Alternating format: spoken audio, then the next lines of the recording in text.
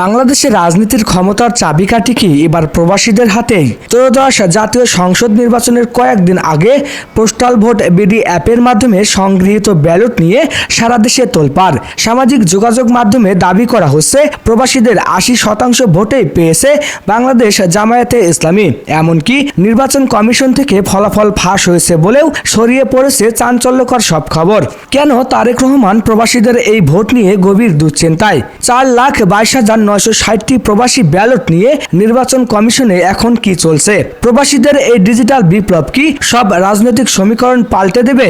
বিস্তারিত থাকছে আমাদের আজকের বিশেষ প্রতিবেদনে।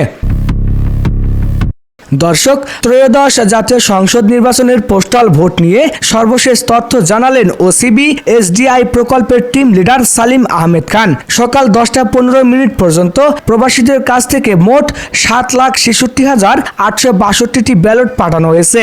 এর মধ্যে 5,27,000-এর বেশি প্রবাসী ব্যালট গ্রহণ করেছেন এবং 5 লাখের কাছাকাছি প্রবাসী ইতিমধ্যেই তাদের ভোটাধিকার প্রয়োগ করেছেন।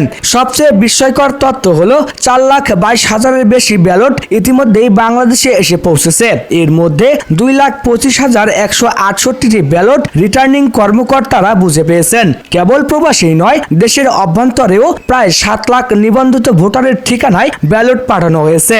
এই বিশাল যজ্ঞ বাংলাদেশের ইতিহাসে এর আগে কখনো দেখা যায়নি। প্রবাসীদের এই ব্যাপক ভোটদান যখন প্রশংসিত হচ্ছে, ঠিক তখনই রাজনৈতিক অঙ্গনে এক অস্বস্তির ছায়া। বিএনপির চেয়ারপারসন তারেক রহমান সম্প্রতি এক ভিডিও বার্তায় সতর্ক করেছেন। তারেক রহমানের দাবি, প্রবাসীদের জন্য পাঠানো ব্যালট পেপার একটি নির্দিষ্ট দল দখল করেছে, কিন্তু এর মাঝেই ছড়িয়ে পড়েছে প্রবাসীদের 80% ভোট জামায়াতের পক্ষে যাওয়ার খবর।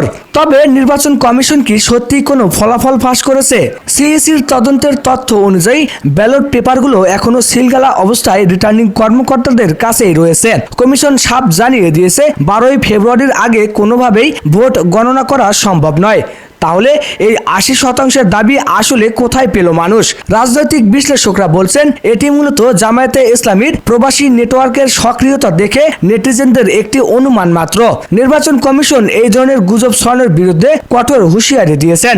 সালিম আহমেদ খান জানিয়েছেন, পোস্টাল ভোট বিডি অ্যাপটি অত্যন্ত সুরক্ষিত। কোনো দলের পক্ষেই ফলাফল আগেভাগে জানানো সম্ভব নয়। 12ই ফেব্রুয়ারি বিকেল 4টা 30 পরেই কেবল এই ভোট গণনা শুরু হবে সাধারণ ভোটের সাথে। তবুও প্রবাসী জামায়াতের শক্তিশালী সাংগঠনিক ভিত্তির কারণে বিএনপি ও অন্যান্য দলগুলো কিছুটা ব্যাকফুটে রয়েছে বলে মনে করা হচ্ছে। প্রবাসীদের এই 15,33,684 জন নিবন্ধিত ভোটারের রায় 12ই ফেব্রুয়ারির চূড়ান্ত ফলাফল নির্ধারণে বড় ভূমিকা পালন করবে। ইসি সূত্র জানা গেছে, পোস্টাল ব্যালটের প্রতিটি খাম অত্যন্ত গোপনীয়তা ও নিরাপত্তার সাথে সংরক্ষিত আছে। কার ব্যালট কোথায় যাচ্ছে তা নিয়ে যেন কোনো বিতর্ক না ওঠে, সেজন্য ডিজিটাল ট্র্যাকিং ব্যবস্থাও চালু রাখা হয়েছে। এখন সবার অপেক্ষা 12ই ফেব্রুয়ারি সেই মহেন্দ্রক্ষণের দিকে। তো দর্শক, প্রবাসীদের এই ডিজিটাল বিপ্লব কি শেষ পর্যন্ত জামায়াতের বড় সাফল্যের বার্তাবাহক হবে? তারেক রহমানের সংখ্যা কি বাস্তবে রূপ নেবে? আপনার কি মনে হয়, প্রবাসীদের ভোট কি আগামীর বাংলাদেশের গতিপথ বদলে দেবে? আর ফলাফল ফাঁসের খবর কি শুধুই গুজব?